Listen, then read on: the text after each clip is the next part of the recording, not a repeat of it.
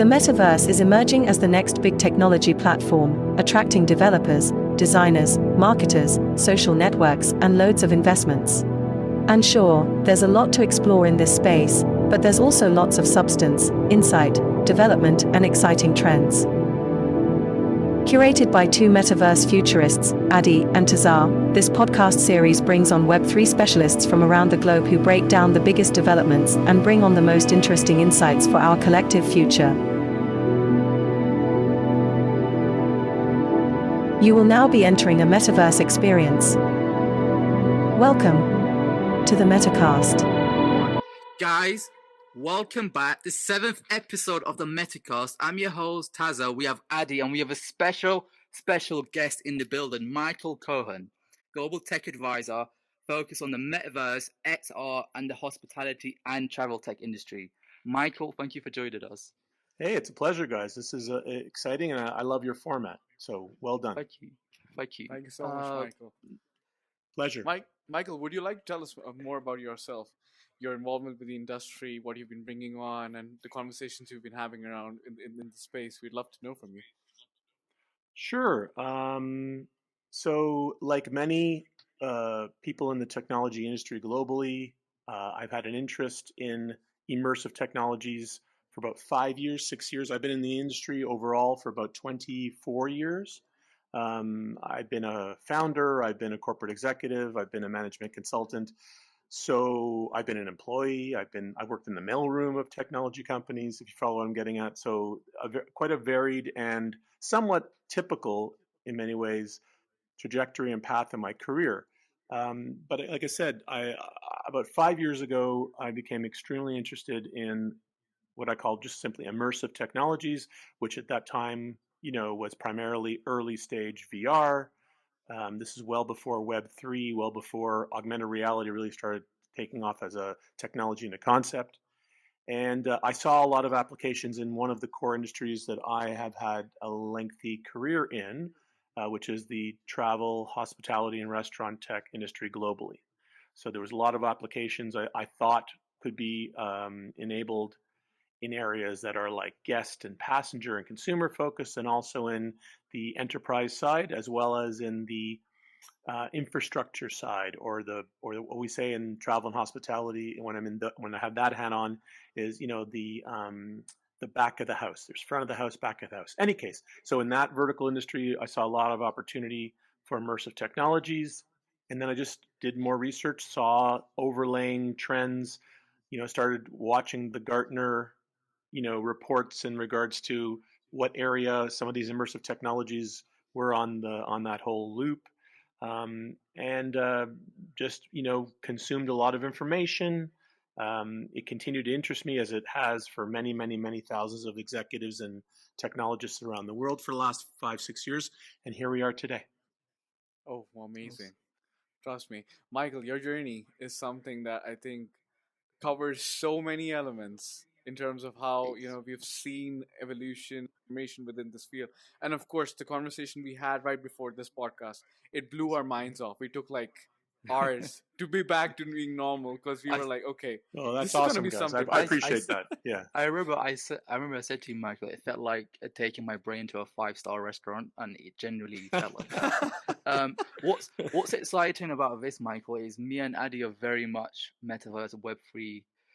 We're very passionate about this space, but we appreciate how early we are in this. But you've been in this space for many years. You've seen it grow into what it is today. So it's interesting to hear your perspective. Yeah, well, Murtaza, what's interesting too is you think you're early. You're actually just right. You're the right age. You're the right career scope. You're the right energy. Whereas, like we're sitting in a commercial, viable metaverse collaboration platform, and it works. Right. That's not early. So the perspective of people saying, well, it's early, I actually don't agree. Early is people well before I ever got interested, who are like Charlie Fink and Kathy Hackle and a lot of these real significant major global XR leaders, they've been involved for 10, 15 years. There's been billions and billions of dollars invested as far back as 20 years ago. So, you know what I'm getting at? This is not early. Yeah. This is the beginning of the now. It's not early. I like that, Michael. I like that What, perspective. wait, I think it's, words to hold on to. yeah. Well, it's, you know, I mean, people keep telling you and I and others, it's early, it's early. It's not early. There's millions of headsets have been sold. Consumers are paying real money for them. There's a massive, implementation of gaming implementations, and other industries and entertainment industries, and Elton John 2.5 years ago. I just bring it up because I always think it's hysterical, because I love Elton John. But his final concert announcement for his final concert tour was his VR enabled announcement that you needed to have a headset for. Right? I mean, it's a small example, but that was 2.5 years ago. So it's just because not every single consumer is using the metaverse in some way, shape, or form doesn't mean it's early. It just means it's launching into the mainstream. So I'd say it's in the early stages, maybe of the big paradigm shift versus being early.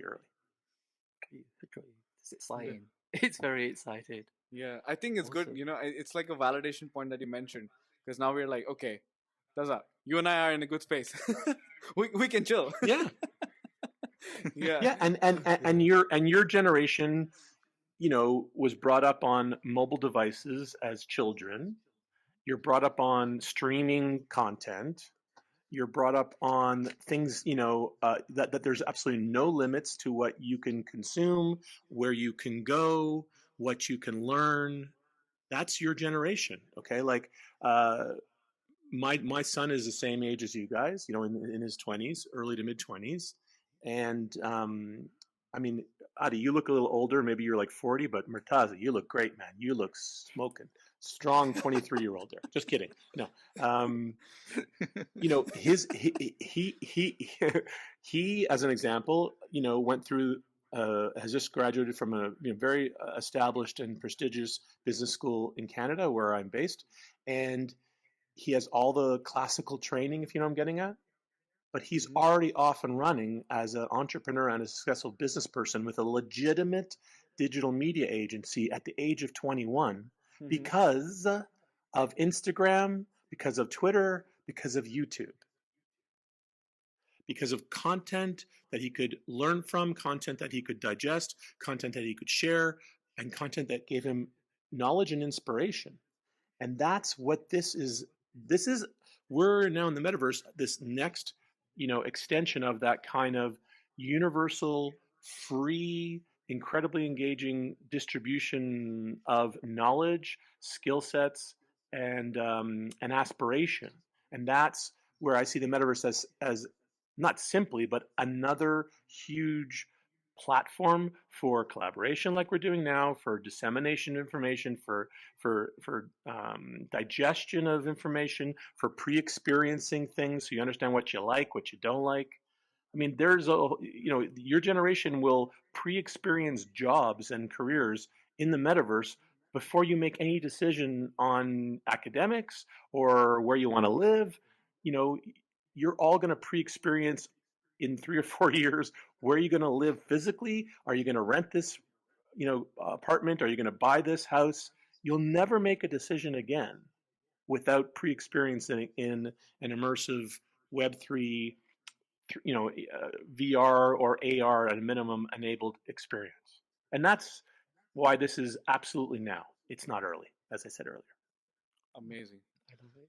Definitely. I think and Michael, as you mentioned, it's when you say collaboration. I think we have come into that stage and that era where people are starting to realize the power of collaboration and co-creation. And I think that's one thing that's shaping a lot of conversations and insight, like how we are Yes. doing it right now. Michael, I want to understand from your perspective and your experience. There are a lot of brands that are entering the metaverse space. There are a lot of platforms that we're seeing that are coming up now to promote uh, you know brands and promote activities through gamification and so many other things as well. um what do you think are like the core requirements or the filters that any impactful metaverse or Web3 based brand or platform needs to run through before they take any decisions? Well, it's a good question. I think, and maybe some people would be cool if they heard me say this before in another podcast or something, but it's every R&D decision, every uh, communication of the solution, like what is it and why is it and how is it, from the actual execution, development, ideation, execution, development, to actually publishing, like to actually getting it into people's hands, has to go through three filters that I'm very, very vehemently focused on for any advisory consultation that I do with companies around the world. Is it has to drive a powerful form of utility. Could be utility that's very specific to a vertical industry. It could be utility that's very wide. It's like for consumers, like this will drive incredible utility in people's life, in people's their casual life, meaning like entertainment or leisure, or in like mission critical situations, like in, I don't know, medical environments and things like that. So utility is key. If the solution, platform, technology, piece of hardware that's metaverse or XR related does not drive significant utility, then that's a full stop. The second area that's super important is engagement. Mm-hmm.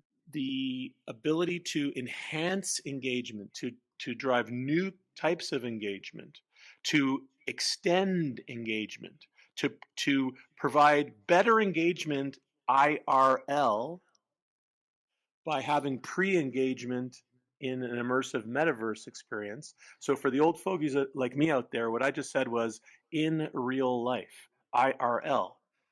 The hip kids knew what that was right away. Michael, just touching on But that. yeah, please. Teams and VR, the collaboration. How do you see that playing out? Are you talking about Microsoft Teams? You mean? Yeah. Oh, okay. So let's chunk that up for a second. So if I can, Murtaza, I'm just going to quickly finish the answer to Adi's question, and I'll relate it to the Meta Microsoft announcement from last week, which is what you're talking about. Mm-hmm. Okay, so engagement. So I think that's pretty. Then the last thing is it has to drive loyalty, meaning it has to be sticky. So it's about utility, engagement, and loyalty. If the execution, platform, technology, app, whatever, in the metaverse or XR does not drive some level of return, loyalty, stickiness, it's a bit of a failure. Excuse me. It becomes one of those one-offs or an exciting flash in the pan or something that may drive a ton of Instagram traffic with some videos for a period of time, but it doesn't have any staying power. So it has to, for me, the framework that I work with in my own endeavors and the clients that I advise as a Metavisor is utility, engagement, and loyalty. So now let's talk about the Meta Connect announcement last week and Microsoft. Okay? Yeah. Okay. That's a paradigm shift. That's a massive, whatever cliche you want to say, that's a huge validation. Everyone now is, of course, discussing, Metaverse is a failure. Bizarre. How can it be a failure? It's just in the beginning of the launching curve. It's not going to be something permanent. I mean, I find that outrageous. We have ByteDance, Meta, Microsoft, Apple, Google. Drop the mic, boom. Those 5 massive technology organizations have all committed and will continue to commit billions of dollars and hundreds of engineers to metaverse and immersive technologies. The announcement by the CEO of Microsoft at the Meta Connect event that they are enabling all the Microsoft Office platforms, Teams, Office 365, everything within the Meta platform is the ultimate validation. It doesn't mean it's all going to be perfect. It doesn't mean that this is a rocket shock with no speed bumps. Of course, there's going to be challenges. Of course, there's going to be technical challenges, or maybe some issues with the commercialization or enterprise adoption and all those things. But the chances of it being a huge, major part of our lives has been hugely enhanced, especially in the enterprise world, with that particular announcement. So anytime integrations at that massive level are enabled and are successful, the path of growth, the path of usage, the path of least resistance now for utilization, engagement, and success is 500% greater. Definitely. And also, Michael, since you mentioned, since we are talking about the integration as well, I think when it comes to the concept of interoperability, it's again episode 7. I'm still pronouncing it in a really bad way. So yeah, I keep doing that in every session. I just don't say it right. Honestly, Adi, you're fine. I can't even say it, to be honest. It's one of those words. Yeah, but like honestly, in that sense, I would say that when it comes to this conversation, I feel like where you need to understand the fact that before we integrate metaverses, which is still a conversation that a lot of people are having, it's like we need to integrate the journey of how a user operates from one spot to the other, and how they're seeing the amount of conversation that other people are having at the same time. I think when it comes to reciprocity and relatability, it's going to create more sense to people that this is how we're going to see things in the future. It's a conversation builder. It's like that thing that happened with MetaConnect is like an answer. Yeah, I mean, Adi, look, guys, there was something called a BlackBerry, and then it disappeared. Right. And that happened because Apple in 2004 changed everything and launched entirely non-keyboard handheld devices. Previous to that, there was Palm Pilots, there was Blackberries, there was Motorola Razors, there was Nokia was massive. The players in the metaverse, the industry players in the metaverse today will be different 5 years from now and 10 years from now. So what I'm trying to relate to that is, everyone is like, oh, is it going to work, or who's going to lead it? Well, I just mentioned 5 massive global technology organizations who are here to stay in general. They're not going anywhere as overall global enterprises, but they're making their bets and they're building their platforms. You're talking about the challenge right now of, I have an avatar over here in spatial, I have an avatar here in meta, I'm Ready Player Me over here, etc., etc. Okay, this is 1998, and there was a Tandy, and there was an IBM, and there was something called a Macintosh, and there was something called, even earlier, like a Commodore, computer. I mean, my first computer when I was 17 years old was something called an Atari XT, and it was the bomb. It was a color screen. It had a hard drive, which was awesome. It used 3.5-inch diskettes instead of 5.25-inch. I mean, things that I'm talking to you guys like an old fogey, but that's 30 years ago, right? Mm-hmm. So what I'm getting at is, and everything now is, of course, time is compressed. So 30 years is now 7 years, okay? Yeah. And what I'm getting at is, today, this headset, that headset, this platform, that platform, it's going to evolve. It's going to smooth out, right? It's going to optimize, because 2 things is, technology leadership is one thing, funding is the second, and the third thing is enterprise and consumers will dictate. They will dictate who are the ultimate amalgamated leaders of this space. Because if someone would have said in 2003, so let's say 16, 17 years ago, that Nokia would be gone, that Motorola would be an afterthought, that Apple would basically dominate with Google and the two platforms, people say, "Oh, that's outrageous. That's ridiculous. That's impossible." And look what happened. And I think it's important to it's a very, I believe, a very closely held and recent historical technology instance that we can refer to what is happening now in the metaverse and XR and immersive technologies and what's going to happen over the next 5 and 10 years. Right. Interesting. No, definitely. That, That's like a big answer. And Michael, we wanted to bring to your attention. I think the reason how we started this podcast on, of course, Taza was the one who reached out for this thing when we started on this Sure. probably 2 months back. The reason why we thought that this is going to work is because of an article we read in 1998. It was a 1998 based article that said that the internet is a joke. It's like people won't really, they won't like it. They're not really interested in the internet. And now look where we are at right now. It's just Michael, so different. just pointing, just adding on to what Adi said, Web 1 and Web 2 during that era, how was the internet perceived by consumers and everyone in general? Well, I can definitely I can definitely talk to that because I was in the business. I was actually working as a consultant to a major portal, because there was portals back then. If you remember Yahoo and AOL, there was another one called Excited Home, and I was a management consultant for them at the time, and I was involved with Microsoft for 2.5 years as well, and a lot of things. So even before that, when I was, in my my early 20s, there were the internet, was the graphical internet, which is important, Adi and Taza, right? Like the graphical internet was fiefdoms. America Online was its interface and its graphical grouping of individuals. There was Prodigy, there was CompuServe. And if you look at, you guys may not have heard of these companies, but you look at the research and the history of these, you'll see billion-dollar organizations, hundreds of millions of users, except global, connectivity.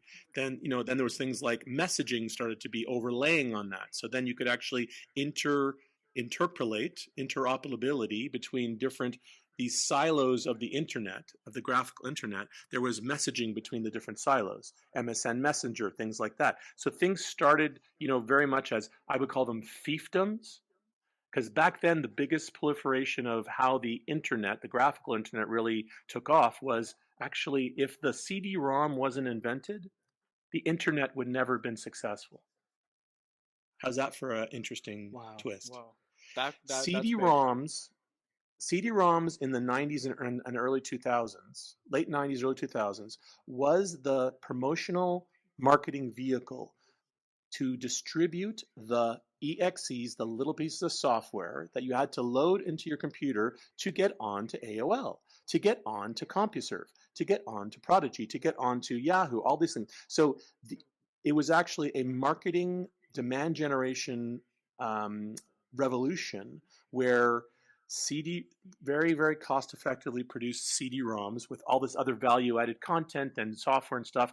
And it had CompuServe on it, and it had AOL on it. And that people didn't download tons at that time because the baud rate and download speeds were quite low.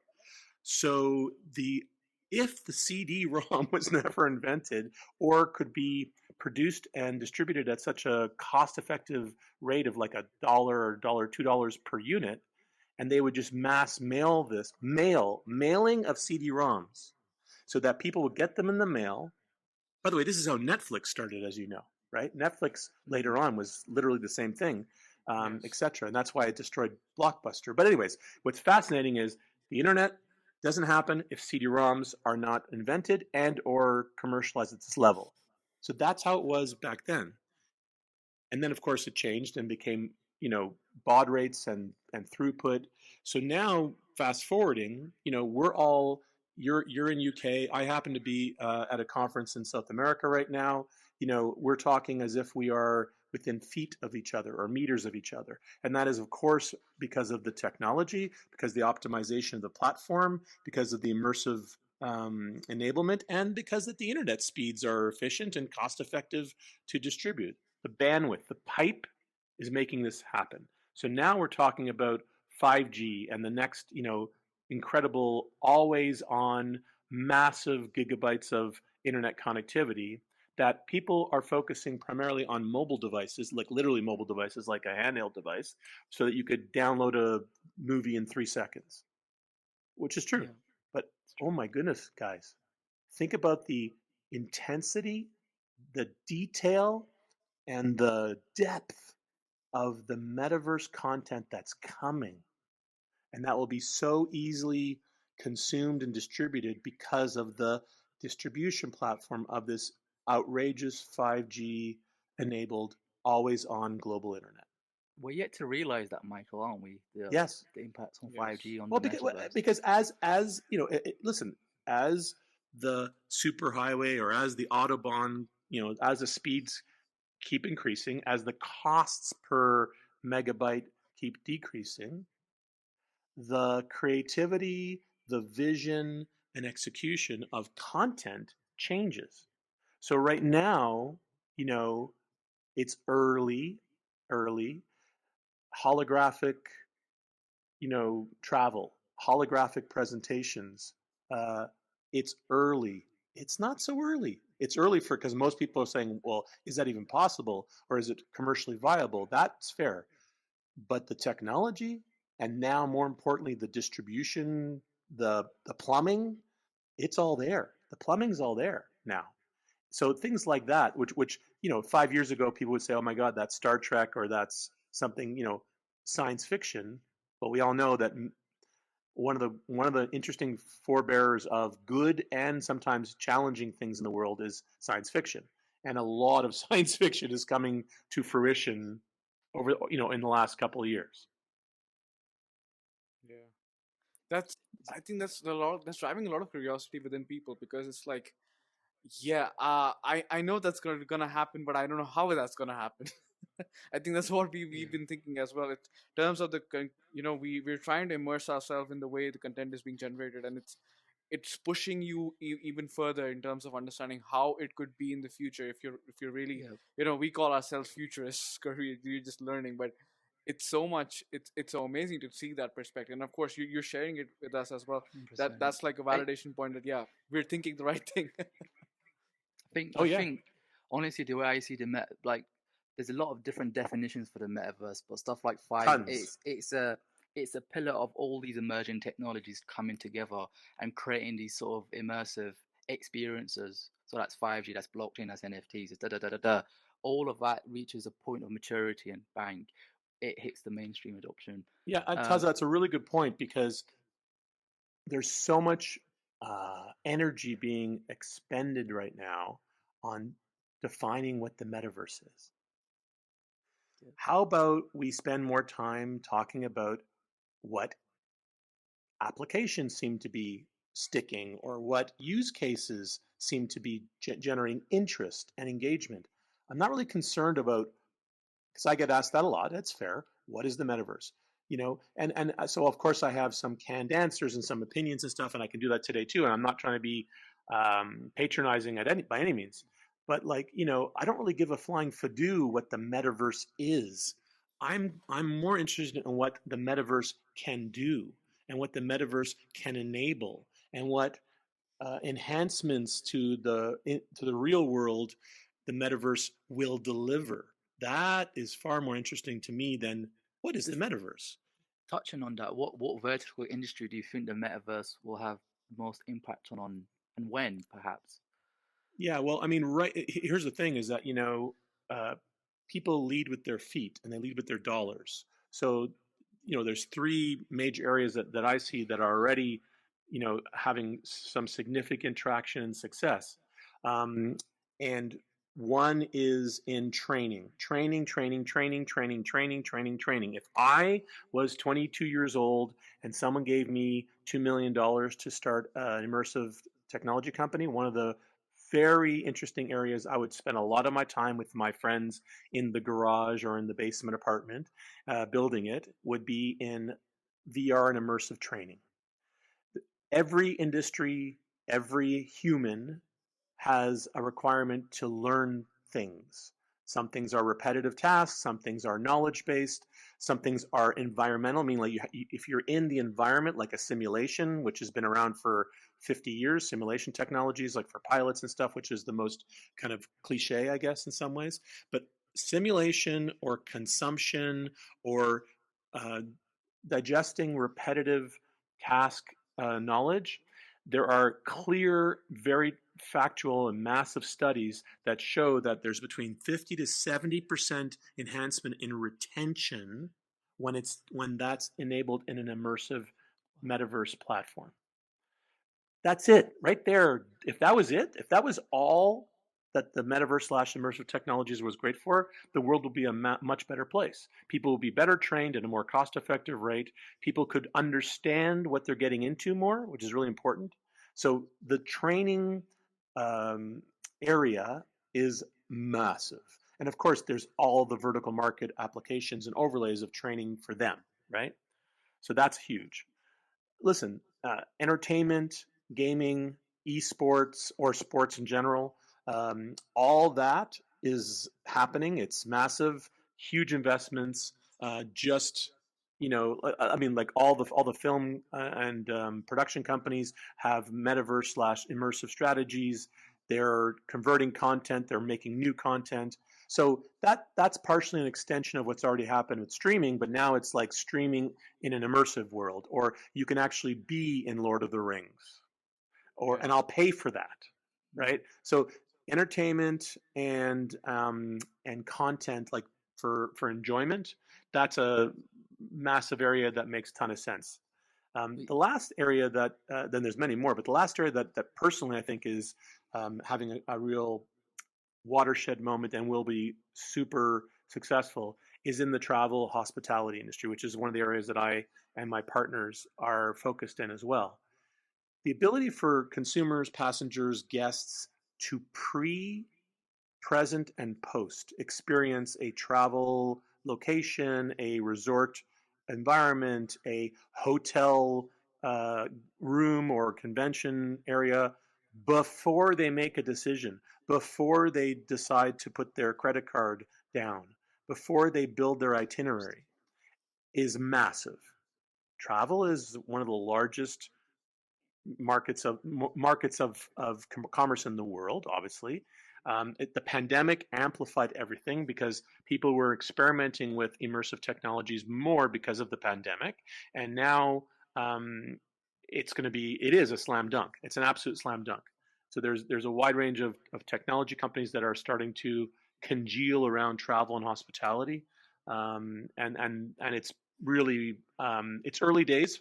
That's sort of true, only early days, more in awareness, in my opinion, and in execution. The technology is already there. A lot of that particular industry has like 360 camera content and Web 2 content. So the concept of remotely experiencing or pre-experiencing something sort of is already there, even though there's a ton of 360 content that no one watches. When you can develop truly immersive physical, like, wow, this is where look at me, that's where the table is, that's where the plant is, that's the view, that is the view I am going to see when I'm lying on my bed at the JW Marriott in Dubai, at that floor, at that room, and I'm going to pay a premium for that because I want to experience this IRL in real life. That's killer. So those are three industries and applications I think are absolutely slam dunk, and the train has left the station on those. Oh yes, it definitely has.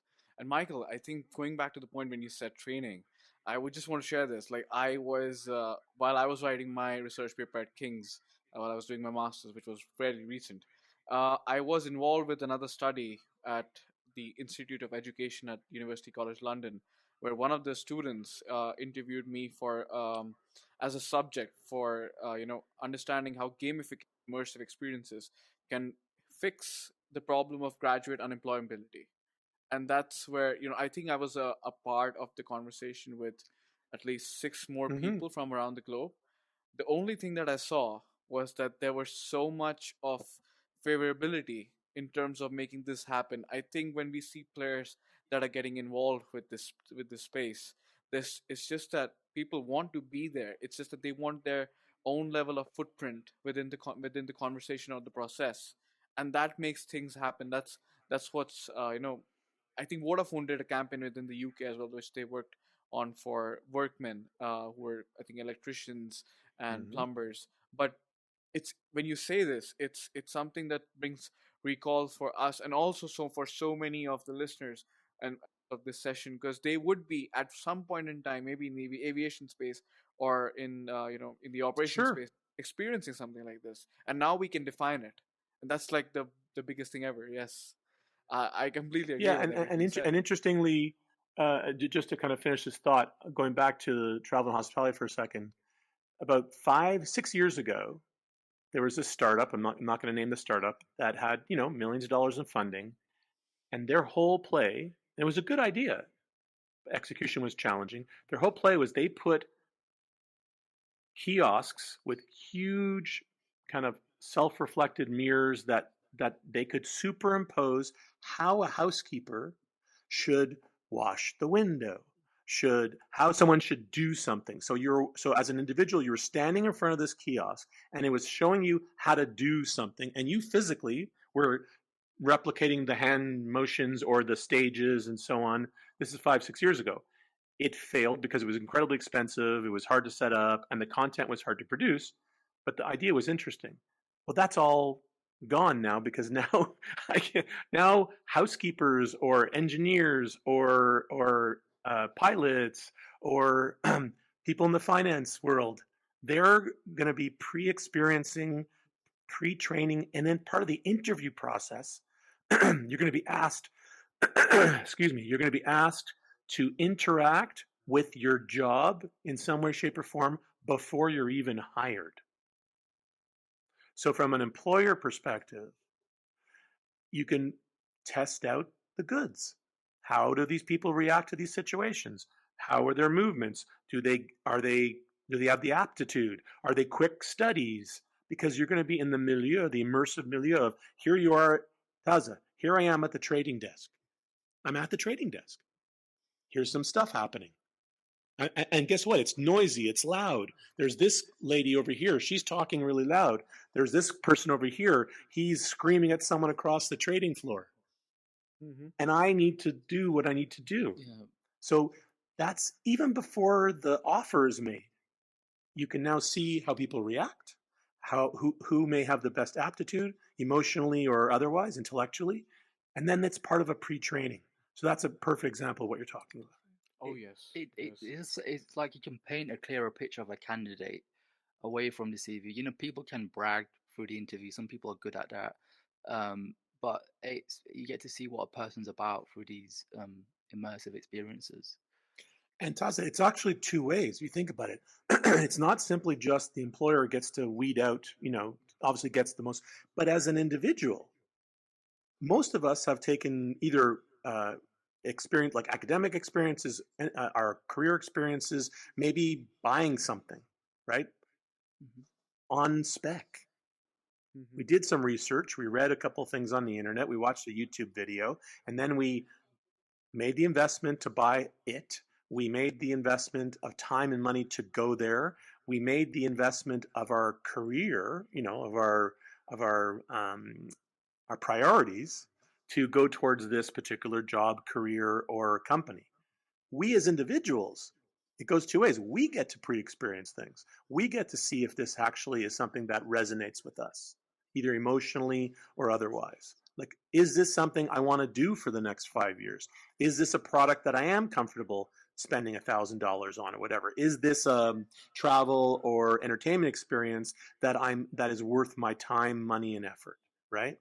So that's a huge part of what immersive technologies and the metaverse are going to really deliver. One thing that's really important to also quickly before the next question, it's related if I can, is people always say, a metaverse or this or Decentraland or Sandbox or this or that or whatever.